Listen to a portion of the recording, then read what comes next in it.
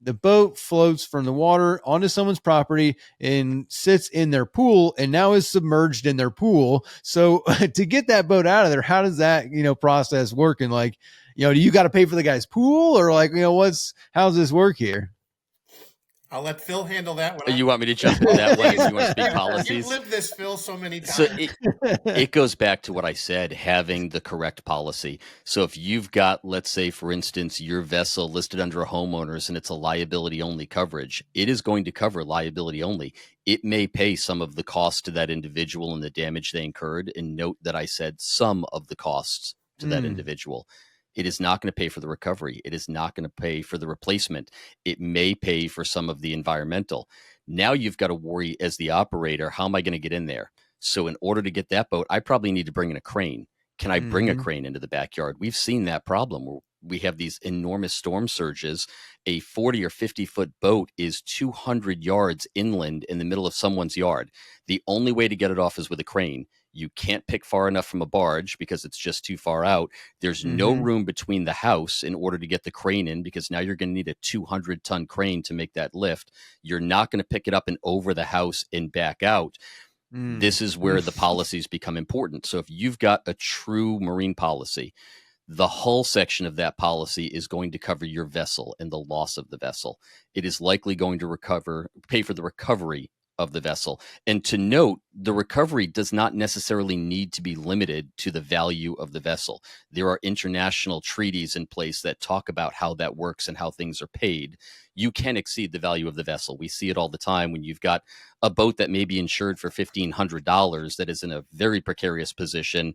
Nobody in their right mind is going to devote 3 days to recover the boat for $1,500.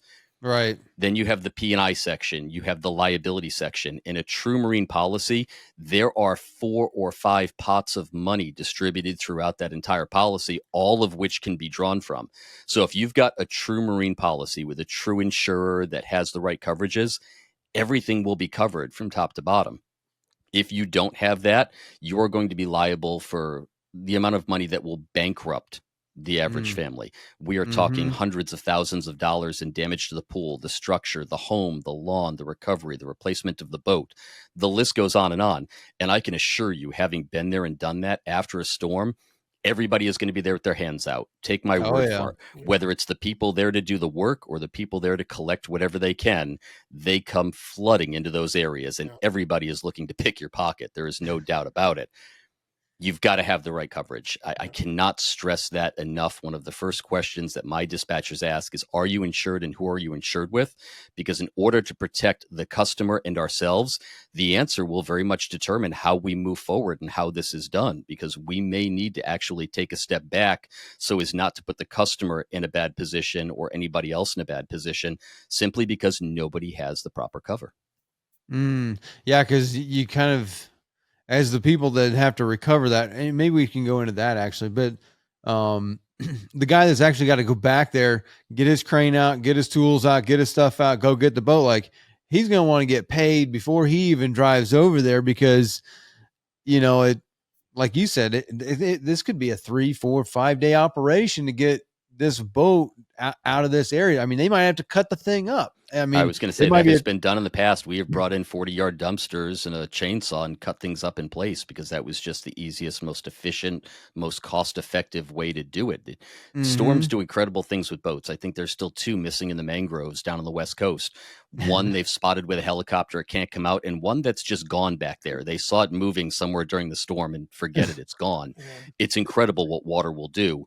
So you bring all of these people in, they're going to want to be paid. Then you're going to have to start talking to your insurer or to yourself about what insurance coverages they have.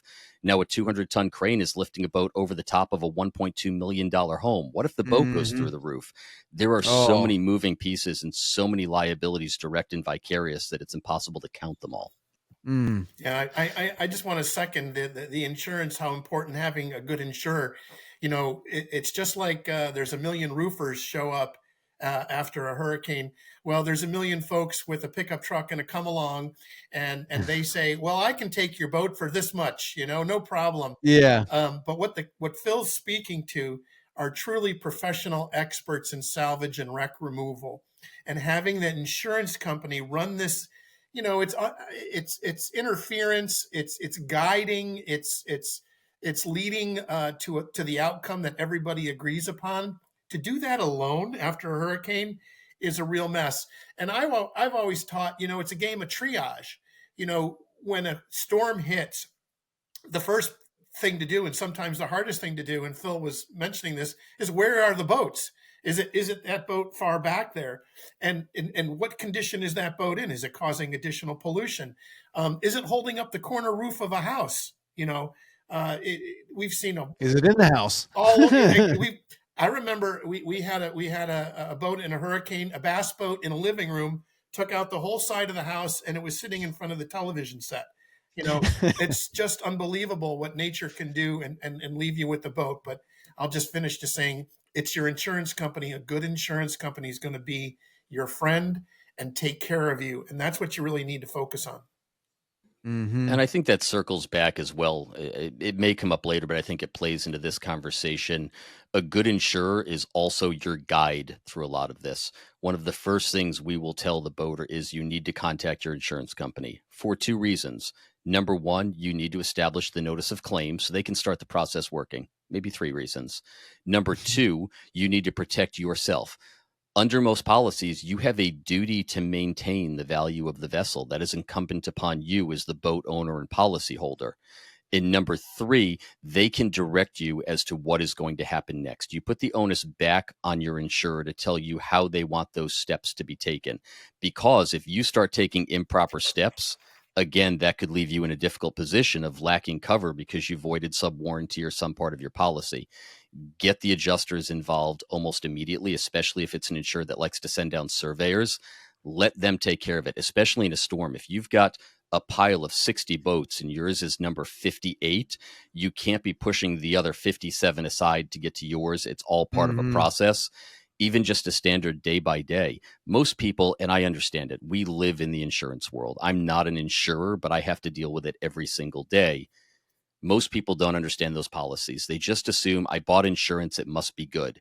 There are various levels of insurance. There are various coverages, especially nowadays when people are able to choose from a menu of coverages. Let the adjuster, let the insurance company tell you what your coverage is and what your next step should be. That protects the insurer, it protects your property, and most importantly, it protects you as the policyholder and the boat owner. Yeah. What are some examples? I mean, you guys have probably seen all kinds of stuff. What's some of the craziest stuff you've seen as far as like where a boat's been? Like, I mean, obviously getting your bass cat in the living room in front of the TV is probably, the guy's like, oh man, I got a new Ranger in here. Like it's probably one of them. I'll leave it to I have a couple, but Phil has some doozies. I know. Oh, gosh, where do I start? Here's the problem with having done this job for 28 years is they all start running together. Yeah. People say, what's the craziest thing you've seen? You're like, where do I even start? Like, I don't know. I think one of my favorite was actually a boat that rolled up in a storm. And we have a little seaside village here in Wickford, Rhode Island. Old style houses built in the 1700s, small salt boxes that are really only 15 or 20 feet apart. And when Hurricane Bob rolled through, I believe it was Bob many years ago, it picked a boat up and sent it between two houses. And when I say it sat it down between the two houses with 8 inches to spare on either side, pointed right back out toward the water and never touched the houses. It looked like the hand of God gently lifted up the boat and just placed it. But but now you're looking at yourself and you're thinking, okay, so it's 9 feet up a seawall. It's got to come across rocks. I've got to get it out of there without touching the houses, and I've got to try and preserve the value. I can't strap it. Because I can't get around the boat. I can't lift it because I can't put spreaders between the house because they're too close together. I can't reach it from a barge. How do we wiggle? Mother Nature did something that was physically impossible. How do we get it back out without doing more damage that was caused in the first place? That reminds me of Narcosis. I was not on this particular team, but there was a 60-foot power vessel, Narcosis. Just take what Phil's story does, but replace it with a 65-foot yacht. And you were talking earlier about, that has to be lifted over a $2 million house and all the permits, and how are you going to get that crane in there? And it goes down in infamy in our catastrophe division here about how they got that boat out without causing a scratch, any additional damage to the boat. That's, Mm. folks like Phil with our Towboat US team that are routinely called out to salvage vessels.